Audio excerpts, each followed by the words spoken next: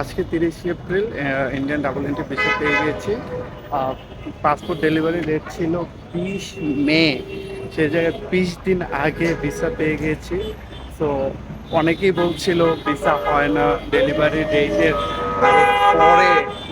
ডেটের আরও পরে আপনার SMS আসে, তারপর পাসপোর্ট ডেলিভারি পাওয়া যায়। তো অনেক অনেক রিস্কে ছিলাম, বাট পেয়ে গিয়েছি।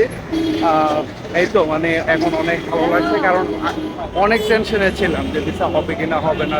ভাবছিলাম যে স্পিড মানি দিয়ে প্রায় 40-50 হাজার টাকা দিয়ে হয়তো বা করাইতে হবে, বাট আমি অবশ্যই স্পিড মানি দেওয়ার পক্ষে না। সো কারণ আমার প্রত্যেকটা ফাইল ওকে আছে, আহ, এবং আমি 14টা ডকুমেন্ট দিয়েছি। যে জায়গায় 7 থেকে 8টা ফাইল দিলেই হয়, সে জায়গায় আমি 14টা ফাইল দিয়েছি। সেক্ষেত্রে এটা মানে না হয়ে আর উপায় নেই। যাক, শুক্রিয়া আল্লাহ রাব্বুল আলামিনের কাছে যে আমি ভিসা পেয়ে গেছি। এখন নেক্সট স্টেপে আমাকে যাইতে হবে। ওকে, টাটা, বাই।